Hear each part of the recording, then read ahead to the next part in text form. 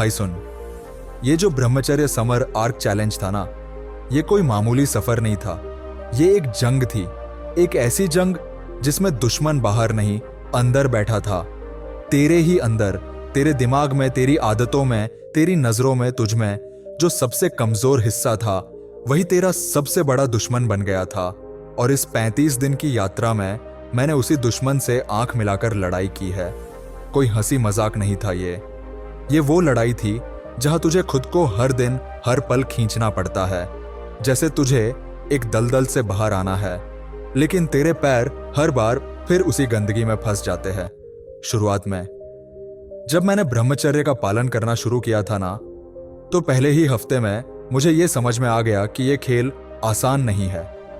पहले तो लगा कुछ खास फर्क नहीं पड़ा, पर जैसे ही 7वां दिन आया, शरीर के अंदर एक हल्की सी करंट जैसी फीलिंग शुरू हुई, जैसे कोई बंद पड़ी बैटरी धीरे धीरे चार्ज हो रही हो।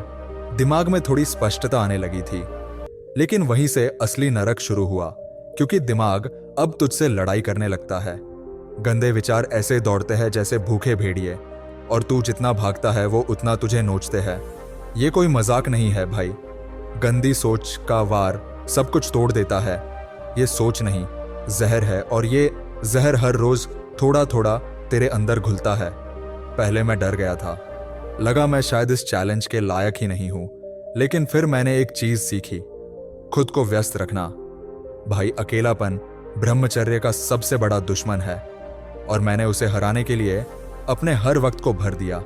छोटे छोटे काम, छोटे छोटे डिसीजन, लेकिन उन्हीं डिसीजन ने मेरी आदतें बदल दी। फिर धीरे धीरे दूसरे हफ्ते में चीजें बदलने लगी। मन थोड़ा स्थिर हुआ।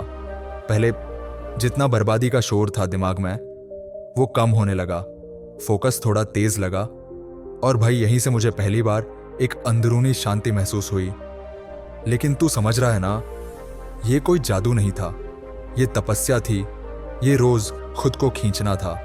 और उस दौरान एक और भयानक चुनौती सामने आई, जंक फूड। भाई, जिस दिन मैं घर से बाहर निकला ना, हर गली, हर दुकान मुझे एक आवाज दे रही थी, आ जा, एक प्लेट समोसा खा ले, एक कोल्ड ड्रिंक पी ले। लेकिन मैंने खुद को याद दिलाया, अगर मैं अपनी जीभ की गुलामी में आ गया तो शरीर की शक्ति गई, फिर फोकस गया, फिर ब्रह्मचर्य गया, और फिर तू गया। इसीलिए मैंने सिर्फ दाल, चावल, सब्जी, रोटी और दही खाया, सादा खाना। लेकिन वही खाना धीरे धीरे मेरे सिस्टम को रीसेट कर रहा था। और डे 12 के दिन जब मैं नहाकर शीशे के सामने खड़ा हुआ ना, तो भाई पहली बार अपने चेहरे को देखा तो लगा जैसे कोई और इंसान खड़ा है। चेहरा चमक रहा था, पिंपल्स गायब, डार्क स्पॉट्स गायब, कोई स्ट्रेस, कोई थकावट नहीं, सिर्फ एक अलग सी फ्रेशनेस, जैसे कोई बुरी हवा निकल चुकी हो। मम्मी ने पूछा, तू कुछ नया साबुन यूज कर रहा है क्या? दोस्तों ने पूछा, फेस वॉश बदल दिया क्या? लेकिन मैंने कुछ नहीं बदला था, सिर्फ ठंडे पानी से नहाना और ब्रह्मचर्य का पालन, बस यही। और साथ में जो कैलिस्थेनिक्स कर रहा था वो अब असर दिखा रहा था। शरीर थोड़ा स्ट्रांग लगने लगा, कंधे फैलने लगे, पीठ सीधी हो गई। लेकिन भाई, ये सब सुनने में जितना अच्छा लगता है ना, असल में उससे 1000 गुना मुश्किल था। क्योंकि एक सच्चाई ये भी थी कि इस ब्रह्मचर्य के बीच मेरे अंदर गुस्सा भी बढ़ने लगा था। छोटी छोटी बात पर झुंझलाहट, एक अजीब बेचैनी, और कई बार मन करता था सब छोड़ दूं, बस फिर से वही पुराना रास्ता पकड़ लूं, गंदे वीडियोस देखूं, चुपचाप वॉशरूम में जाकर खुद को बर्बाद कर दूं। लेकिन भाई, उस वक्त मैंने खुद को एक बात कही, तू मर रहा है, तू अपने भविष्य को हर बार मार रहा है। जब तू उस गंदगी की तरफ लौटता है, तू कोई जानवर नहीं है, तेरे पास दिमाग है, तुझे चुनना है। और मैंने चुना। मैंने उस बेचैनी को गले लगाया, मैंने उस गुस्से को समझा, और धीरे धीरे खुद से बात करना शुरू किया। हाँ, खुद से, आईने में खड़े होकर खुद से। क्योंकि ये लड़ाई बाहर की नहीं, अपने ही अंदर की थी। और मैं हारना नहीं चाहता था, मैं खुद को खोना नहीं चाहता था। इसीलिए भाई, मैं ये चैलेंज सिर्फ अपने लिए नहीं कर रहा था, मैं तुम्हारे लिए कर रहा था, तेरे लिए, जो इस वक्त स्क्रीन के उस तरफ बैठा है, जो खुद से लड़ रहा है। मैं तुझे दिखाना चाहता हूं कि यह मुमकिन है, कि तू अपने अंदर आग जला सकता है, तू अपनी लतों को जला सकता है, तू फिर से उठ सकता है। अगर तू खुद को मौका दे, मैं रोज तुझे मोटिवेशनल वीडियोस देता हूँ, लेकिन असली मोटिवेशन तब आएगा जब तू खुद अपनी आंखों में देखेगा और बोलेगा बस बहुत हुआ, अब नहीं। और इस ब्रह्मचर्य के रास्ते पर अगर तू एक भी दिन टिक गया ना, तो वो दिन तुझे पूरी जिंदगी की दिशा दे सकता है। भाई, ये सिर्फ स्खलन को रोकना नहीं है, ये अपने सोच को, अपने भाव को, अपने आत्मा को साफ करना है। ये अपनी बीमारियों से, अपनी थकावट से, अपनी कमजोरी से लड़ना है।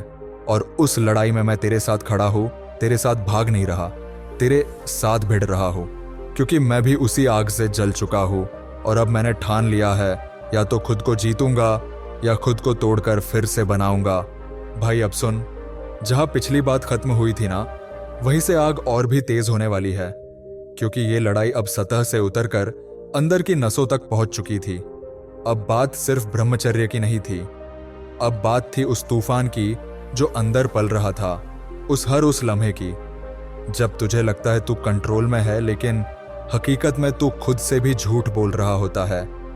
मैंने खुद को कई बार इस भ्रम में डाला कि अब तो आदतें सुधर गई हैं, अब तो मैं ब्रह्मचारी बन गया हूं, लेकिन जैसे ही कोई ट्रिगर सामने आता, कोई लड़की की रील, कोई इंस्टाग्राम स्क्रॉल, कोई याद, कोई पुराना गंदा पैटर्न, वो 1 सेकंड में मुझे नीचे गिराने की ताकत रखता था।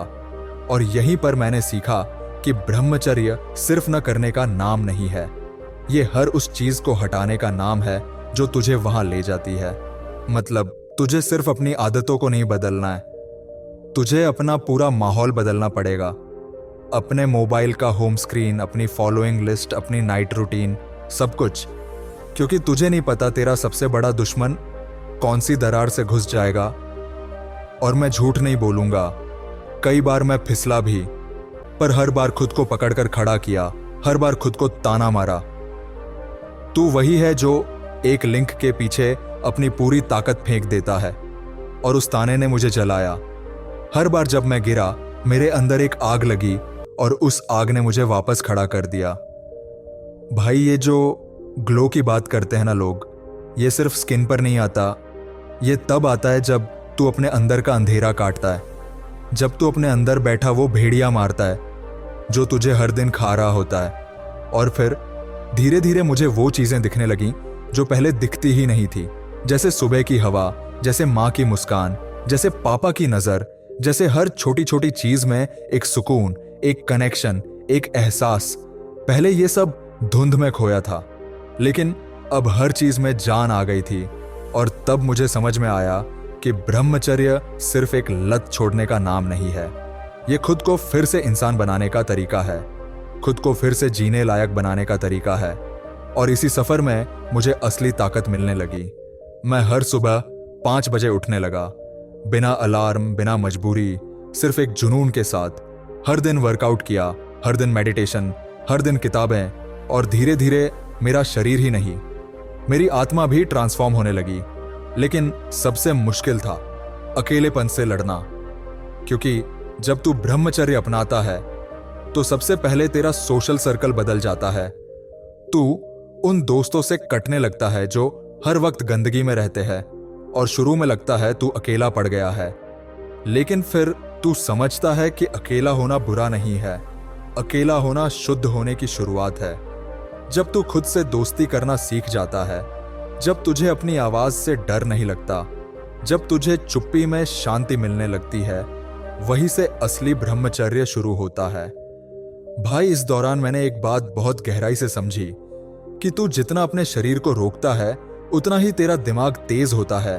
जितना तू अपनी इच्छाओं को कंट्रोल करता है, उतना ही तेरा आत्मबल बढ़ता है। और एक दिन जब तू किसी लड़की को देखकर भी शांत रह जाता है, किसी ट्रिगर को देखकर भी हिलता नहीं, तब तू असली राजा बनता है। तुझ में एक गरिमा आ जाती है, एक आग जो चमकती नहीं, जलती है अंदर से। और वो जलन तुझे हर पल रिमाइंड कराती है कि तू एक मिशन पर है। ये कोई फैशन नहीं है, ये कोई ट्रेंड नहीं है, ये एक व्रत है, एक तप है, एक यज्ञ है, जिसमें तू अपनी सबसे गंदी इच्छाओं को आहुति देता है, और उसी आहुति से उठता है वो तू जो अब तक नींद में था। भाई, मैं तुझसे झूठ नहीं बोलूंगा, इस 35 दिन की यात्रा में मैं टूटा, बिखरा, रोया, चीखा भी, लेकिन रुका नहीं। और आज जब मैं खुद को देखता हूं ना, तो मुझे एहसास होता है कि मैंने अपने पुराने वर्जन को मार डाला है। अब जो मैं हूं वो खड़ा है एक नई चेतना पर, और यही चेतना तुझे भी बुला रही है। अगर तू अब भी उस दलदल में फंसा हुआ है तो भाई आज ही निकल, आज ही ठान ले कि चाहे जो हो जाए तू खुद को दोबारा पैदा करेगा। उस लत से, उस झूठे सुख से, उस मोबाइल स्क्रीन से बाहर निकलेगा और असली दुनिया से टकराएगा। क्योंकि बाहर की दुनिया तुझे तभी पहचानती है जब तू अपने अंदर के राक्षस को मार चुका हो। और मैं जानता हूं तू कर सकता है, क्योंकि अगर मैं कर सकता हूं तो तू भी कर सकता है। फर्क बस इतना है कि मैंने खुद को मौका दिया, तू भी दे। आज से, अभी से। यही है ब्रह्मचर्य का असली रास्ता। यही है वो अग्निपथ जो तुझे बर्बादी से निकालकर शक्ति की ओर ले जाएगा। चल उठ, क्योंकि जितना समय बचा है वो बहुत कम है, और जितनी आग तुझ में है वो बहुत ज्यादा।